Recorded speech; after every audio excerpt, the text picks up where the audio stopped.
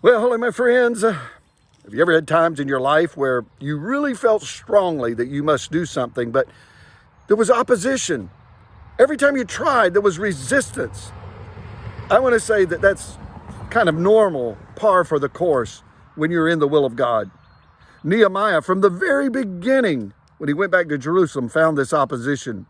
And we see it culminating in our reading today in chapters 4 to 6. But I want to look back in chapter 2, verse number 10. And it said there was this man named Sanballat and Tobiah, his servant. And it said when they saw what was happening, they were greatly displeased that someone had come to seek the welfare of the people of Israel. Chapter number 2, verse 19. It says that these same two men, that they jeered at us and despised us and said, "What is this thing you're doing? Are you rebelling against the king?" Chapter 4, verses 1 to 3. He said, "What are these Jews doing? Will they restore it for themselves?" And again, they're mocking. It said, if a fox, like their argument here, interesting. If a fox goes up on the wall, it will break down. In other words, they can't build this wall.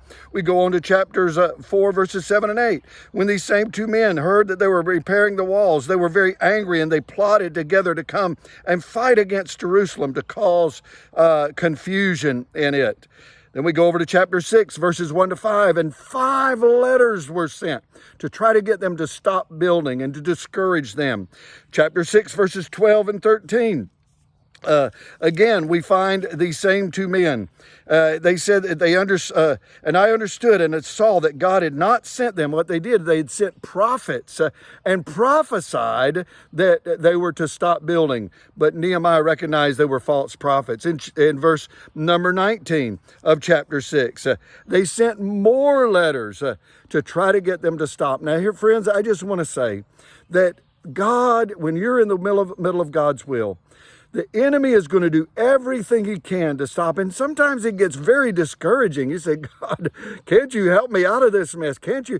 But let me say, you've got to stay the course. You've got to continue to try. In fact, in chapter 6, verse 15, the scripture says that Nehemiah and all of those many hands that were working, in 52 days, what a miracle in itself, 52 days they completed the walls of Jerusalem.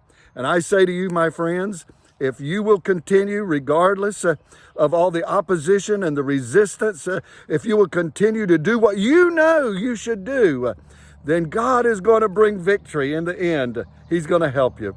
Well, God bless you. We'll look forward to seeing you again tomorrow. Bye-bye.